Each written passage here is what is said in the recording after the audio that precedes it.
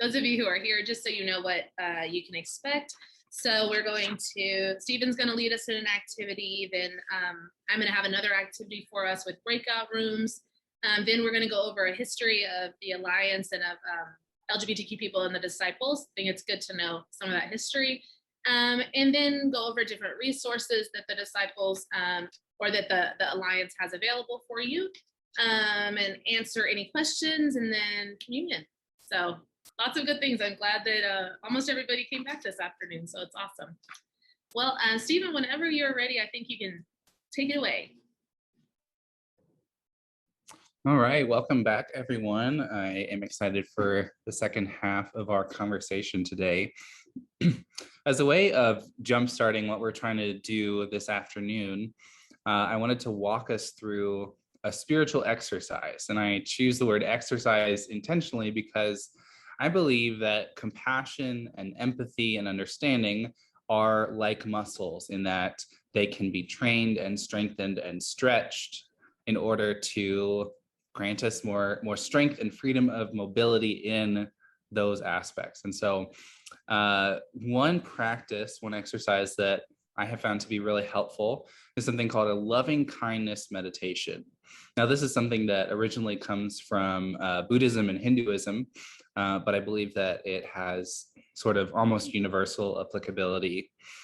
And so I just want everyone to get into a comfortable position, whether that's sitting or however you just feel most at peace, just where you can breathe freely. And just take in 3 deep breaths, in and out. In and out.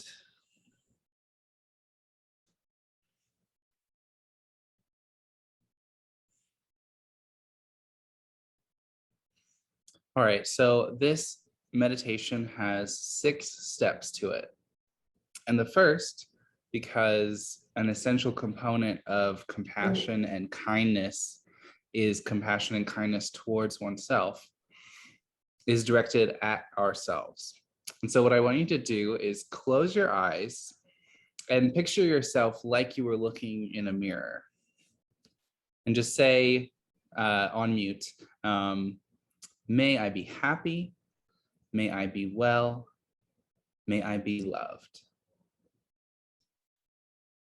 And just repeat that 3 times with a deep breath. May I be happy. May I be well. May I be loved. May I be happy. May I be well. May I be loved. Okay, now we want to extend the circle a little wider. And so I encourage you, instead of visualizing yourself, to visualize someone that you love deeply, whether it's a family member or a friend or a spouse. Visualize them and say, may they be happy. May they be well. May they be loved. May they be happy. May they be well. May they be loved. May they be happy. May they be well. May they be loved. Now we expand the circle a little wider. Think about a person who is just a neutral presence in your life, whether that's an acquaintance or a neighbor, someone who doesn't ignite any strong feelings either way. Visualize them and extend to them loving kindness by saying, may they be happy. May they be well. May they be loved. May they be happy. May they be well. May they be loved. May they be happy. May they be well. May they be loved. Now, I want us to consider a person that we find difficult, a person that triggers feelings of anger or fear or sadness in ourselves. a person that if we could, we would avoid spending time with. And when we have fixed that person firmly in our minds as if we were looking them in the eye, say with your breath, may they be happy, may they be well, may they be loved. May they be happy, may they be well, may they be loved. May they be happy, may they be well, may they be loved. Now I want us to envision a group or a type of person, not one specific individual, but a collective of people.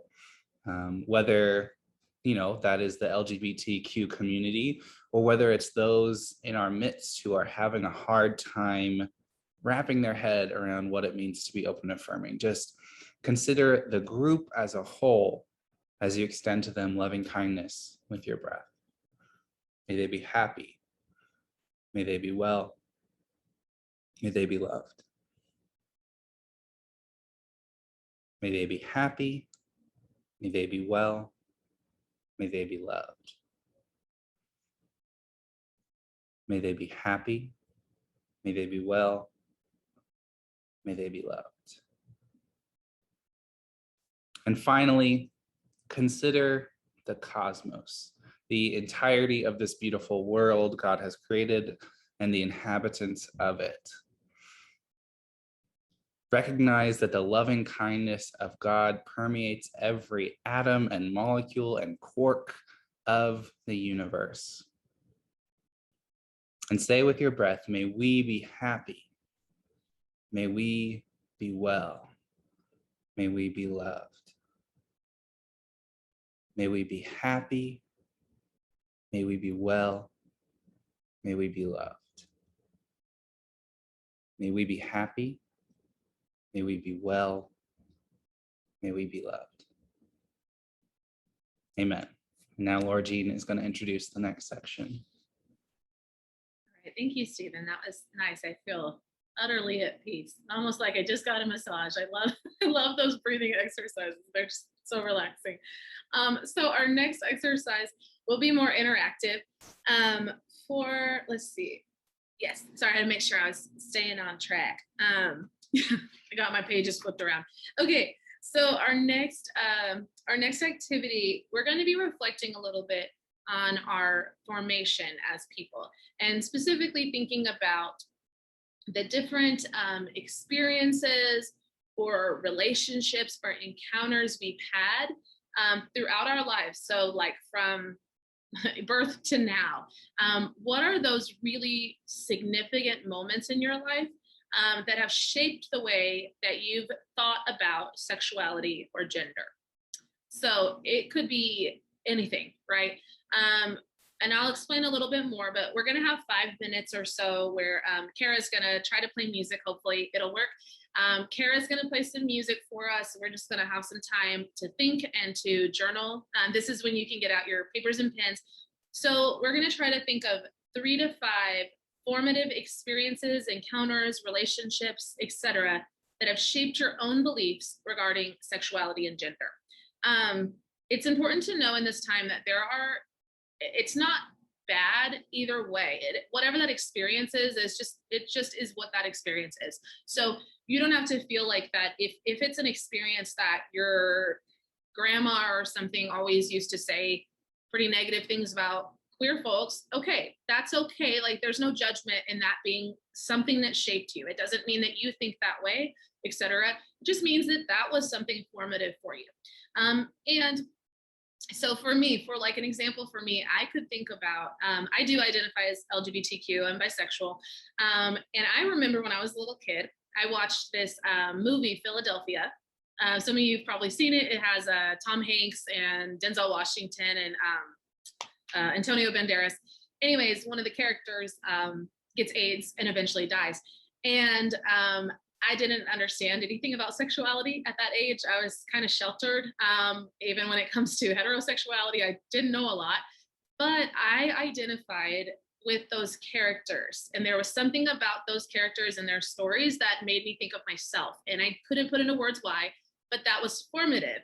And for me, it was formative a little bit in a traumatic way, because I got this idea that if I ever acted on any of these feelings that I didn't even understand, well, then I'm going to die of AIDS. And at that point, it wasn't a time where there was a lot of movies and things like that that discussed being LGBTQ. Most of the portrayals in film of people who seemed kind of like me were very negative, and it showed lifestyles that don't have anything to do with my own, like heavy partying and all these things, which I didn't want to do that. And it oftentimes showed really horrible and hard to process endings. And so that's the kind of thing I grew up seeing on TV. So it could be something like that, or a conversation, or you had, you were 25 years old and you had a coworker who was gay, and that was your first time that you ever knew someone who was openly gay, or maybe your uncle came out, something like that. So think about what those experiences are. We'll take the next 5 minutes or so to think about those and try to identify 3 to 5 of those experiences, encounters, relationships, and then we'll share it with our breakout groups about that. Also keep in mind that this isn't just about being LGBTQ, right? So you may identify as straight and cisgender, meaning you're not trans, but we have all had different experiences with sexuality, right? We are sexual beings, you know what I mean? So regardless, we've all had those experiences. So it could be things that shaped your way of viewing sexuality as a whole, or what's appropriate in relationships, or conversations you had with your parents about that, or different gender expectations. So maybe you were a little boy and you wanted to play with your sister's Barbie dolls, and you were told that boys don't do that. They play with GI Joes, something like that. We all have had experiences and encounters with sexuality and gender, regardless of our sexuality and gender. So take about 5 minutes. I just wanted to flesh that out a little to get your brains moving and thinking. So we'll have about 5 minutes to think, and then Kara is going to put us into breakout rooms, and we'll have around 15 minutes or so to kind of talk about what those formative experiences were for us, or relationships, etc.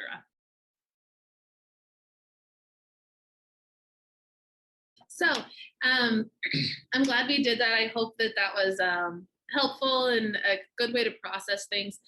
Part of why I did that is because that's a good activity that you could do with the people at your church if you are kind of starting the conversation, or even if you've already had it but you want to go deeper. It's just so good to know where people are at, what made them the way that they are, what made them think the way they do about things, because it's easy to get frustrated with people when we don't perceive that they're where we are, or they're not where we think they should be on the topic. And so I think these kinds of topics of looking at, well, what was it that shaped you into being the way you are? For me, I'm a very open-minded about all of that, but it's because of specific things that I experienced. And in the same way, someone who is more closed-minded or not so open to that topic, they're that way for a reason, right? And so I think it can help us to have more compassion with each other when we start to just listen to and think about all of those things that brought us where we are. So hopefully that was helpful. And what we're going to do now is I'm going to tell you kind of believe it or not, it's kind of long, but believe it or not, it is a synopsis of the Alliance history. The document that I got this from was much, much longer. So there's a lot of history that people have written down.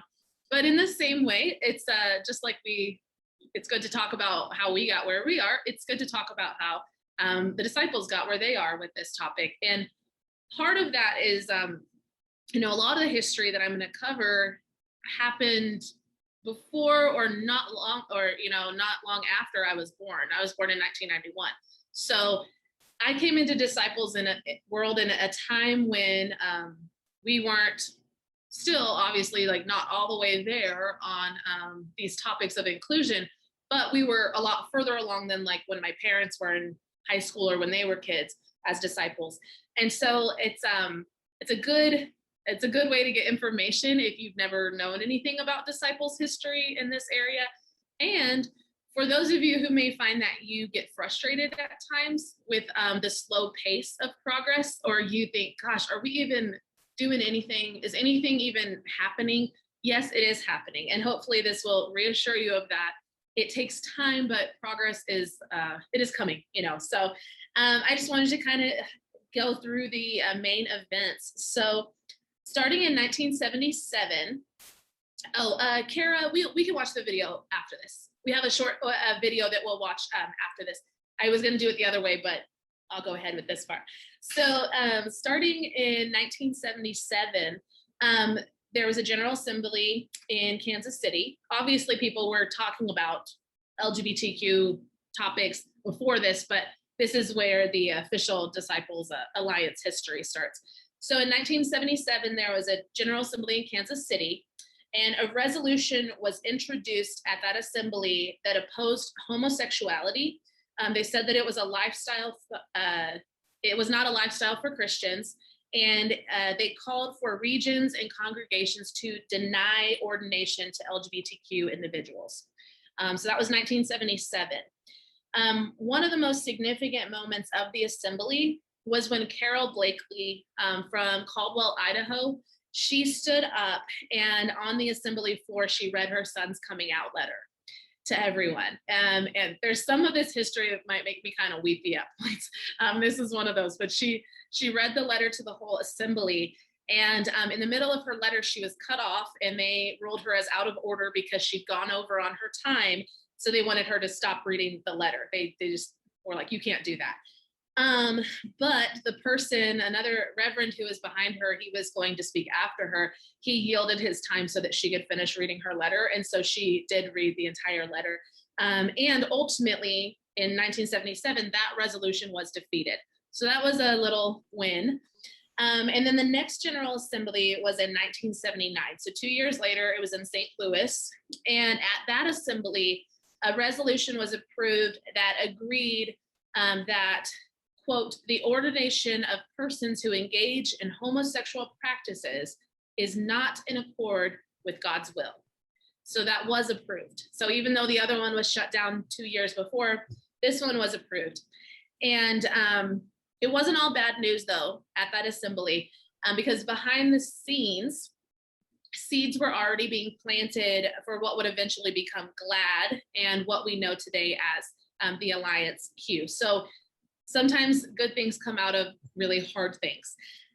So during this assembly, there was a secret offsite gathering at a home in the suburbs of St. Louis. People were not going to dare gather together on site because it was way too risky. And so the hope with this gathering was that LGBTQ disciples could just connect with one another and not feel so alone. And I think part of that came out of the fact of, having this resolution pass. People were thinking, I've got to find people like me. I've got to find people, we need to support each other, because this is a lot we're up against. And so they got together at that house, and that was the first, unofficial gathering of the Disciples Alliance. And so those who gathered there together, like I said, they gathered off site and they only shared their first names. And that was because they were too scared of what the repercussions would be. And speaking about that event, Judith Hawk Ray, she was one of the first people to really be a leader in the Alliance. She said, clandestine, fearful yet energized by the sheer number, so many that chairs and floor were filled with disciples, clergy, and laity. Aware that others had not heard the cautiously passed message to meet, concerned that among us would be one who would betray us. So you can tell from these words, the way that they wrote about it, it was really a scary thing in that time. Mm-hmm. And so prior to this event, Reverend Deborah Peavy, she had already come out to her ordination committee in Northern California. So she was already in the process of being ordained. They already knew that she was LGBTQ identifying. But then, the general church had passed this resolution that we're not going to ordain LGBTQ people. So where does that leave them? Well, this ultimately led to the Northern California region adopting the following policy. We affirm that no one human condition can be an absolute barrier to ordination. And this began the process of the Northern California region becoming open and affirming.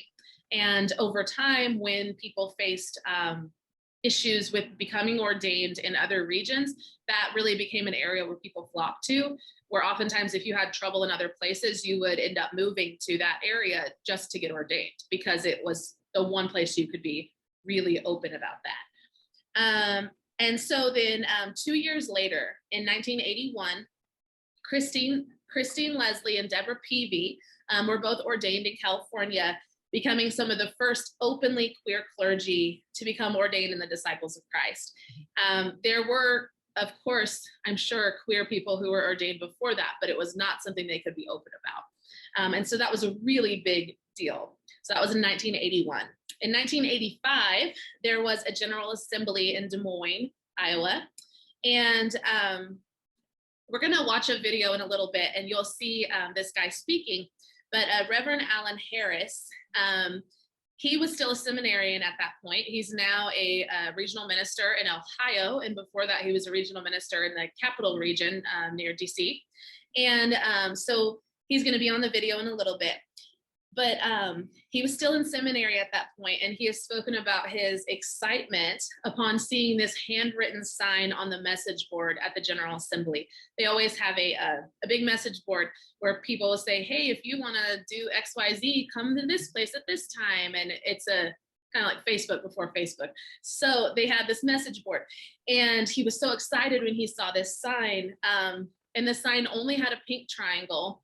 It just had a pink triangle, which is, among LGBTQ people, they would know that as a sign of being queer. And it had a pink triangle, a time, a date, and a location for a meeting. So it said, meet at this fountain at this time.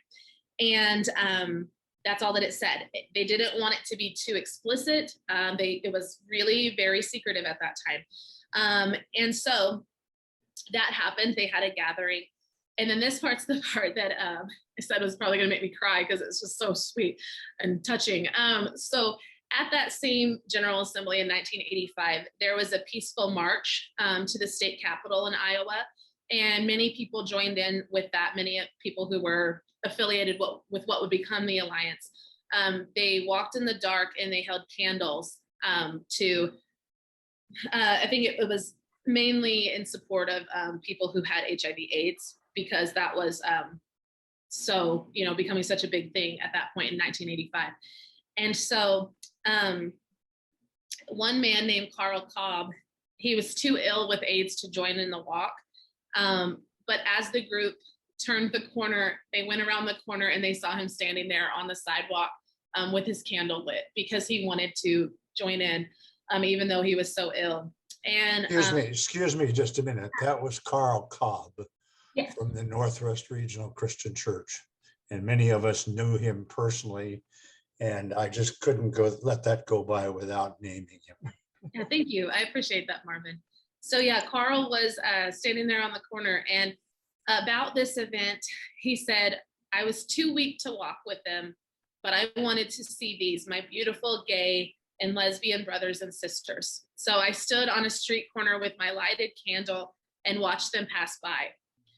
I was so proud and filled with great love for them and hope for the church that I loved so much. Aww.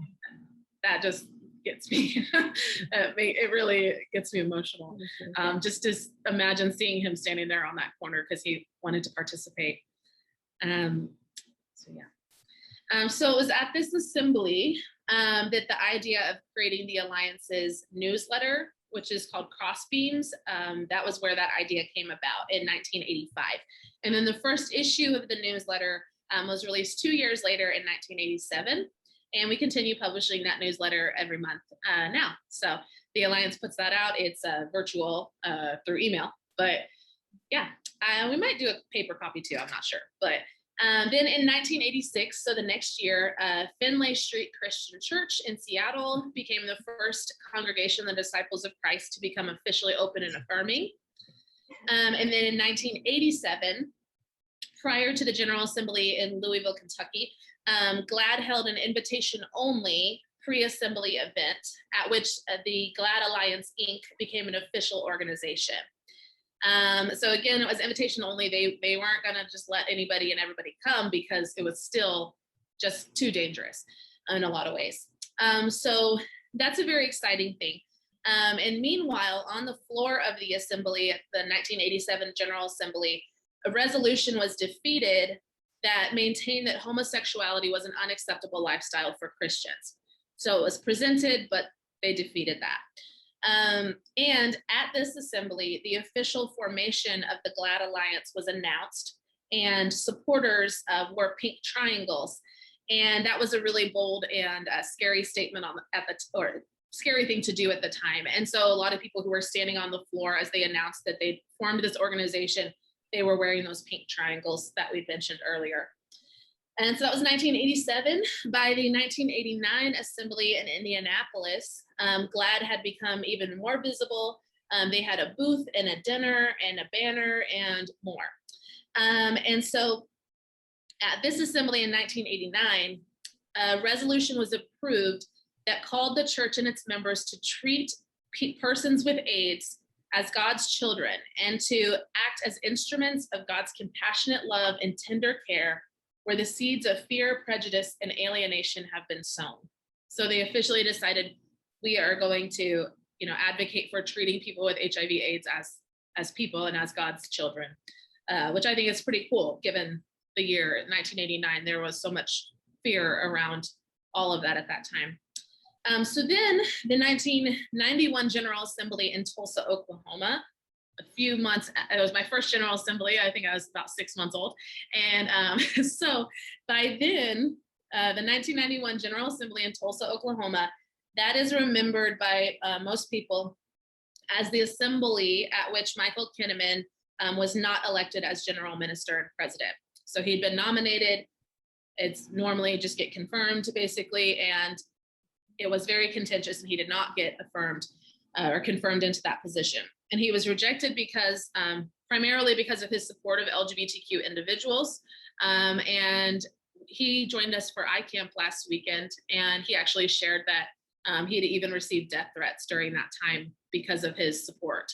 And he shared too that it wasn't that he was even ready to make a statement really, or that he was really choosing that as his thing. It was that it was released, that it was circulated around that he was a supporter of the alliance. And so he was basically put on the spot and he had to support, and defend what he believed. So basically that was what happened to him because of his support of the alliance. He was not confirmed. So in speaking about his stance on the ordination of LGBTQ people, Kinnaman wrote, "I don't think the question we should be asking persons at the time of ordination should have to do with sexual preferences. They should have to do with heart and soul and mind."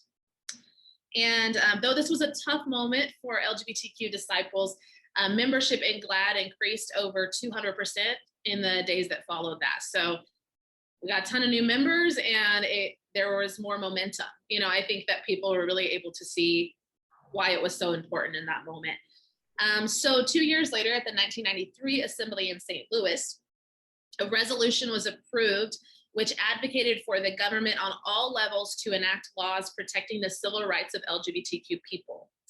So that was passed. And at that at that assembly, Dick Ham, or Richard Ham, was elected as the GMP, General Minister and President, despite his affirmation of LGBTQ persons. So he had been public and open with his affirmation, and he was chosen for that. So that was a good sign. Only 2 years before that, Michael Kinnaman had gone through all of that. But then 2 years later, everyone was, well, a majority at least, was willing to accept Dick Ham, despite or because of his support.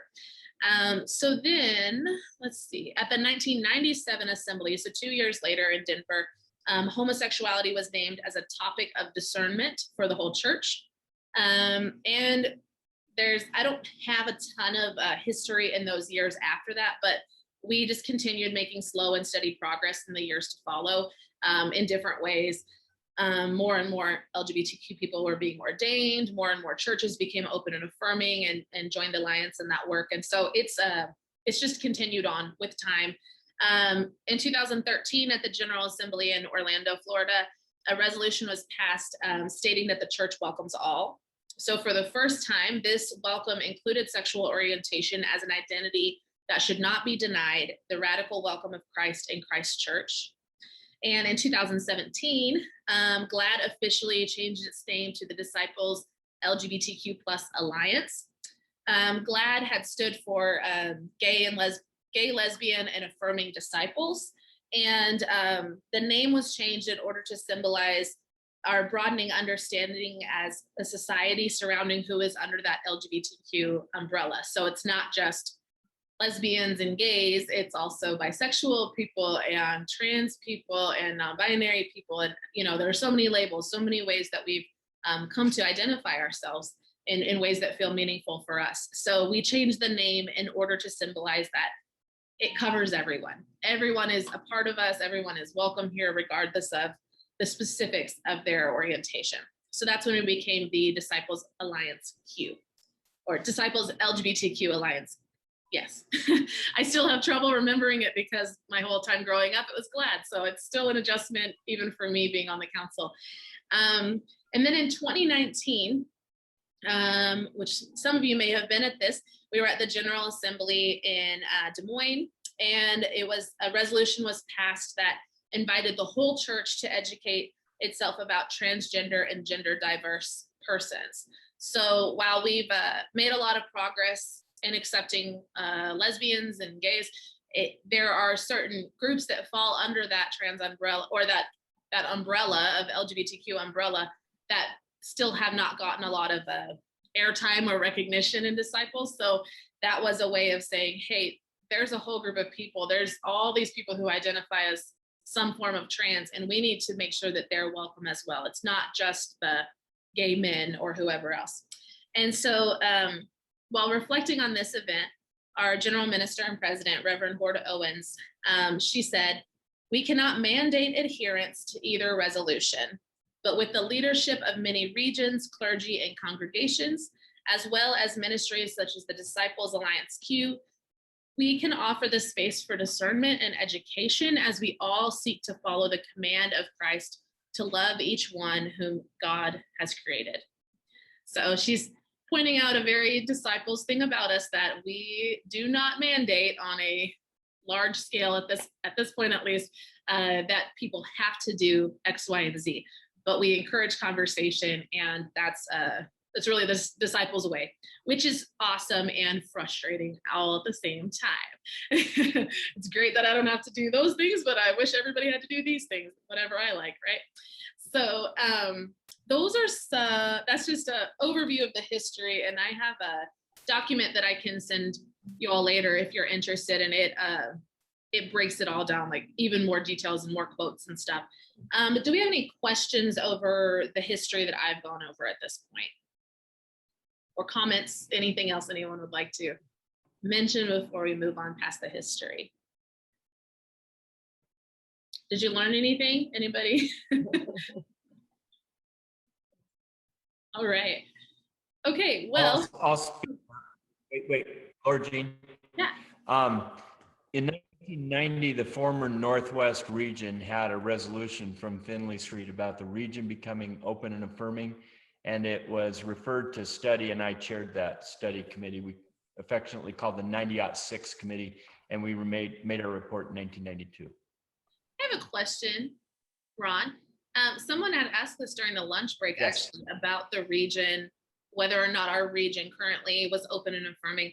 So I know that we're not on a region-wide level currently, to my understanding. So what resulted in that study? What ended up happening with that? It's all in the history.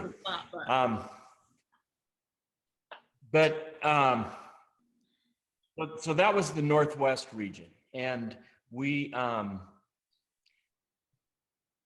it wasn't a don't ask, don't tell. It was basically the same statement that Northern California had made previously, 10 years previously. It was that there would, we had our ministerial code of conduct, we had ethical questions for everybody, and it was not going to be a barrier to ordination. And then in the Montana region, we addressed it because I served on that General Church Discernment Committee.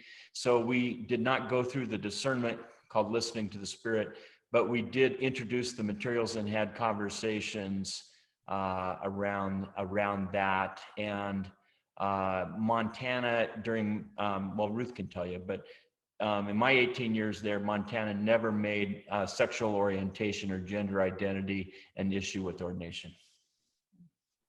Good. So says she. Thank you. Thank But you. we didn't ever. Yeah, but neither region never did become officially open and affirming. And in Montana, we never made an official statement. We didn't vote on stuff in Montana, right, Matt? Well, okay, thank you for sharing that, for sure. Well, we were going to watch a little a video, but it's like 15 minutes long, and we actually don't have as much time as I thought we would. We've only got about 25 minutes. So for time's sake, that I'll make sure that that's in the resources I send out. So the next thing I was going to share was just some different resources, places that you can find those. So I'm going to try to screen share again, and we'll see how that goes. Last time it wasn't great, but we'll see. Let's see if I can pull it up. Okay, yeah. So I had some, I think that Melissa, I think she's going to share this with you all, this document, but I wanted to direct you to some different resources that you can go to. Let's see, here we go. Okay, can you all see my screen? Mm-hmm. Okay, great. So on this handout, she's going to send this to you all, or I will, or something. You'll get it. But on the last, or the pages, I think page 11 is listed different resources here. So the Disciples LGBTQ plus Alliance has these different resources. So this is just the website, disciplesallianceq.org. Tons of resources on there. There's also this disciplesallianceq.org/resources. That is that has all the resources. So I'm going to show you that here. I think you should be able to see my screen still. There is an incredible amount of resources. So you can see here 205 resources, tons of different things for you to go through, and they're categorized. So if you go to all, it'll just be a long list. But there's going deeper. So this for those who affirm LGBT people and want to expand their welcome, for those who are curious, for those who are skeptical, it's all broken down like that. Things about beginning the journey, preparing for the journey. So that's going to be where you're going to be able to find a lot of different resources if you're wanting to start that process. If you have people in your congregation or yourself and they say, hey, I'm a lesbian woman and I would like resources about whatever. Well, you could go to this website, click lesbian woman, and you could probably find some different resources that would directly apply to them and help them. There's 35 resources that have to do with being transgender right there on the website. So it's really a good resource. Lots of other resources here, pastoral care, suicide prevention, things that deal with being, LGBTQ and Latina and Asian and African American, things about being an ally. So I encourage you to take time to check that out. It's just right there on our website, right here under resources. If you just go to the main page, click resources, you'll find tons of things. Let's see what other resources I had. The other things, I have tons of resources, but there's one that is celebrating. There's basically the one that I got all of that information I shared with you all, everything up to like 1997. It's an older resource, but it's a whole PDF file. It's like 20 pages. I can send that to you all. On the website, you can also find a list of open and affirming congregations. So if you are, I know it's on the website, I don't know exactly where, but if you're trying to find a church in the new area you move to, you can go on there and find it. There's also the Building an Inclusive Church Toolkit. I'm not sure if you can find it here, or if you'd need to have it sent to you. But Building an Inclusive Church Toolkit is, it's a whole big PDF, and it's a big guide that walks you through the whole process of recommended advice, basically, for going through the open and affirming process. So I don't know if I can find it here, but anyway, we can definitely get it to you if you want that. Again, to emphasize what Melissa said, there's no one way to go through the process. So different people are going to be at different points, but it's a general guide that can help you kind of discern for your congregation what the best next step is. And that it's going to be different for every congregation. We have an AllianceQ YouTube channel, so we've got lots of videos on there, so you can look us up on YouTube. We have a Colors of Hope podcast, and so that podcast has been made by the Alliance, and each, it's like a devotional format, but every week they do a different color of the pride flag. And those colors in the pride flag were chosen because they represent different things. So they tie the pride flag into a devotion. That's pretty cool. Lots of different resources online. We have social media. So if you follow us on there, you can find out about things that are going to be going on. We also have virtual pulpit supply right now. So every month the Alliance has someone who preaches. And then you're able to get that video. You can get that video from the Alliance in order to have pulpit supply at your church. If your pastor's out, you can have a virtual sermon right there, and you know that it's going to be something LGBTQ justice related in some way. So that's a good resource. The options are limitless. And on this, let's see if I still have it pulled up. I don't know where did I get out of it? Oh, here it is. Okay, so here's Melissa's email addresses right here, and I can put that in the chat before we're done. But if you have questions, you can email her. You can email or call me. I'm here in the region. Here's a few more examples. I mean, so many resources. And she'll send you this, like I said. I'm kind of rushing through it just for time's sake, but lots of resources. There was also this is the genderbread person. So they use this a lot for different teaching things. It's not just used among Christians, but it's a way of explaining the differences between gender and like your gender identity, your orientation, the way that you express yourself, and your sex. And so it breaks it down in a way that more people can understand.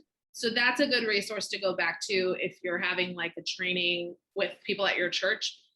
You could print this out and kind of help people who are still kind of trying to figure out the difference in all of these different terms. Yeah, those are my many resources. Like I said, we'll make sure that you get those so that you're not too far behind. So we had, not too far behind, but too out of the loop of how to find those resources. We had scheduled a little break. I don't know how we went through our time so quickly, but for time's sake, I might say we should go ahead and do communion, but I will let you have a break if you really need to go to the bathroom. What do you think? Quick question, if you have a moment. And I sent you a chat thing. It's hard to do that when you're talking. So just any resources directed at children of transgender people? So I would say any resource we have that would pertain to that would be in under that transgender tab. It said there was like 35 resources. It would probably have to do with that. Another person, her name is Paula Stone Williams. She's a pastor, and she was male identifying, at least publicly. She was a pastor in one of the more conservative movements. I think she actually, so she came from Church of Christ or Independent Church, one of the denominations that we broke off of, and that's why her name is Paula Stone Williams. Stone comes from Barton Stone. And so she was a conservative white male pastor who transitioned later on in life. And she's amazing. I met her and she's awesome, but she has a lot of videos online and TED Talks and things. And a lot of them involve her and her children. So you get to hear what their perspective was on it, how it was for them processing all of this. And so I would recommend to Google her videos, and you'll probably find a lot of really good stuff. I think that I want to say she's collaboratively writing a book with one of her sons as well about that whole thing. So that could be really good for you. Could you say her last name again? Paula Stone Williams. Thank you. Okay, so does everyone have their communion elements ready? And I feel bad to rush, but I can't believe we only have 15 minutes left. It's gone so quickly.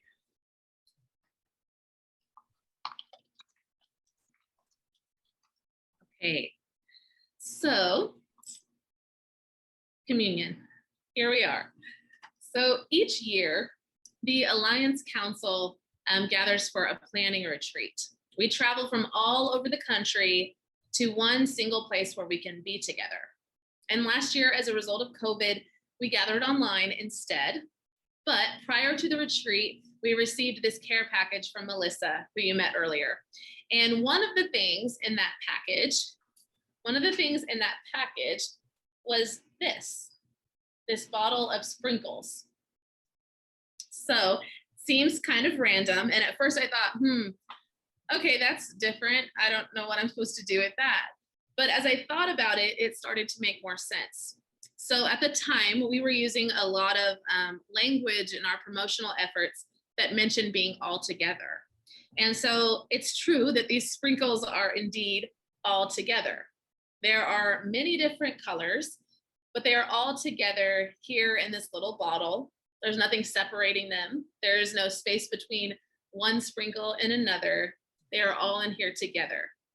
And I'm a collector of random facts and information, and I love learning new things and then sharing that with the people around me. And so a few years ago, I learned something pretty interesting about sprinkles that has always stuck with me. In Britain and Australia and several other English-speaking countries, most people call sprinkles hundreds and thousands. Hundreds and thousands. So they even refer to sugar cookies with sprinkles as hundreds and thousands cookies. Or more accurately, the Brits call cookies biscuits. So they would call them hundreds and thousands biscuits. All of that sounds very weird to us in America, I'm sure. But the language of hundreds and thousands developed as a result of the supposed uncountability of sprinkles. So there are many ways that it would just seem ridiculous to ever try to count how many sprinkles are in this little bottle. You'd probably lose some of them and it would just be such a waste of time. So they're just known as hundreds and thousands. It's just hundreds and thousands of little sprinkles. And so just like these sprinkles, there are hundreds and thousands of ways to be a Christian, and hundreds and thousands of people who come to our various communion tables scattered all around the world to take part in remembering Christ's life and death, and in proclaiming that Christ's ministry and mission still matter today as much as ever. And at the same time, there are hundreds and thousands of people all around the world who are not able to partake in communion, at least in a church setting.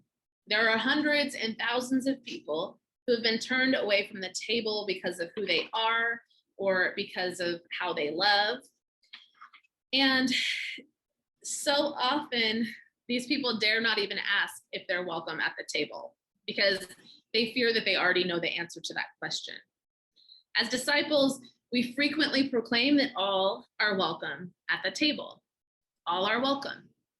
Those words are said so often, yet for so many people that just doesn't really feel true.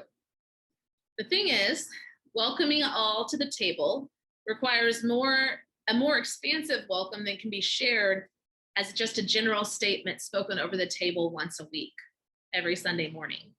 Welcoming all to the table requires removing any sort of barrier that could stand between a person approaching the table in the first place. It means fostering a culture overall in which Christian and LGBTQ are not viewed as opposites.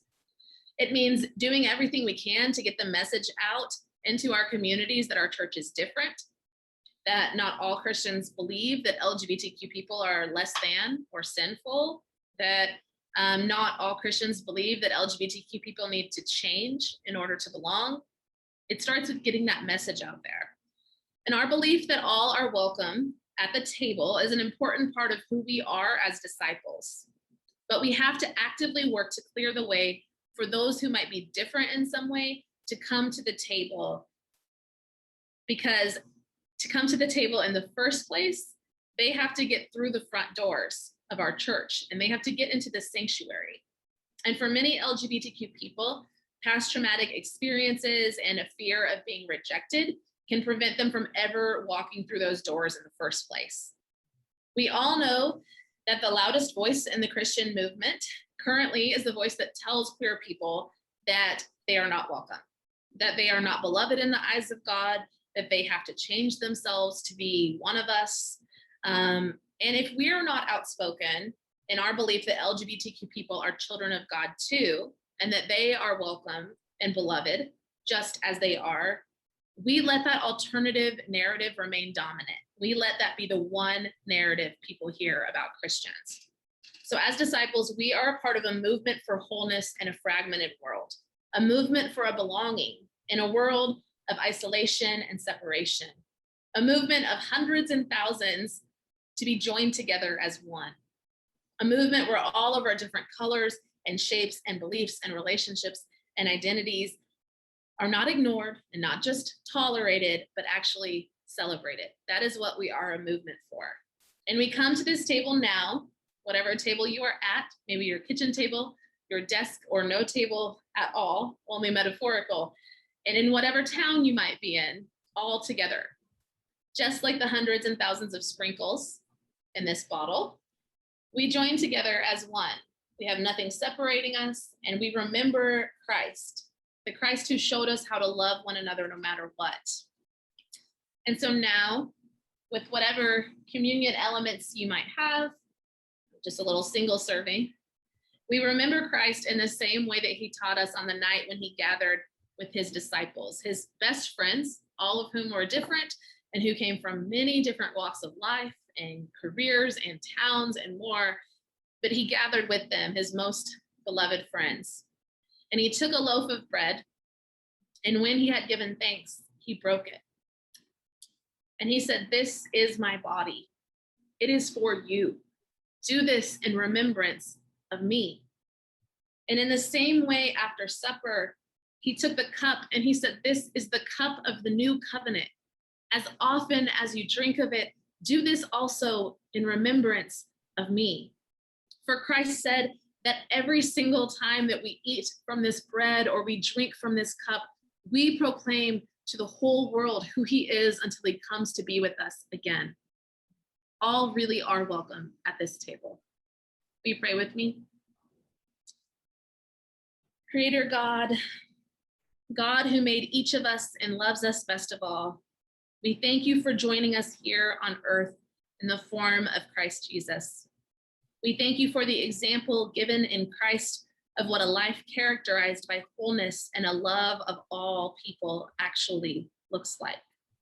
We come here to this table to remember his life and in hopes that we might go forth from this experience changed by the way that we have encountered you and our siblings today.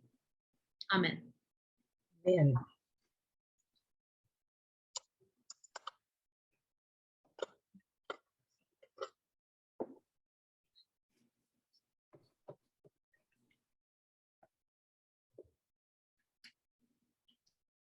Okay, so I'll have a benediction for us in a few minutes, but I wanted to offer a time if you've been thinking about questions. Obviously, we can't get to all of them, but you can definitely email me or Melissa or Stephen or anyone else who has helped with this, and we will be happy to talk with you anytime. But do we have questions right now that we can think of?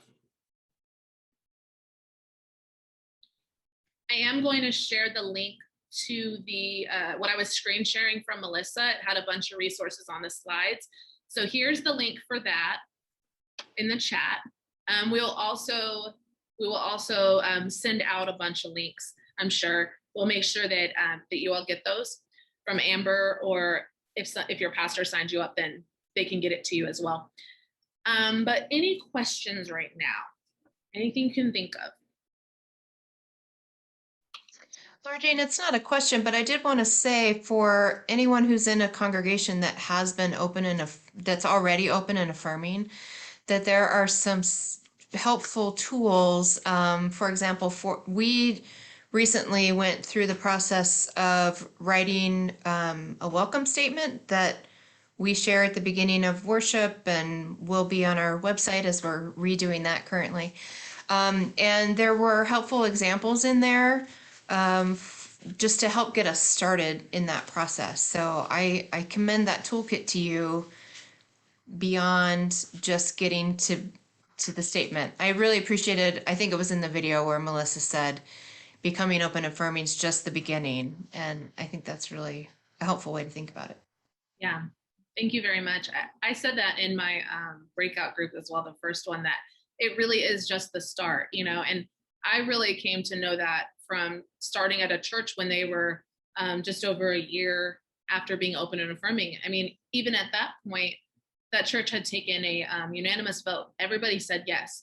And then after about a year, people started seeing that, oh, this means things might change a little. This means that we might have to reconsider how we can be more welcoming. And that might mean that it won't be the exact same way as before. And some people started getting upset and some people left. And, so it can be a rocky ride, and it can happen after the fact. You might think that you're past the storm, and then all of a sudden people are upset. Maybe you'll be upset, right? You don't know. And so I think it's a worthwhile journey, but it's something that we all have to keep learning and growing. And the Alliance has a lot of resources, whether you're just starting or whether you're like, okay, how can we be even more open? How can we be even more welcoming? Or who are we still excluding? There's stuff for you no matter where you're at on the journey. Other questions? Well, where are we, and who will look forward to what we might do as the Northern Lights region officially, building on what Montana has done and what the Northwest has done in recent and older past? Who will that be?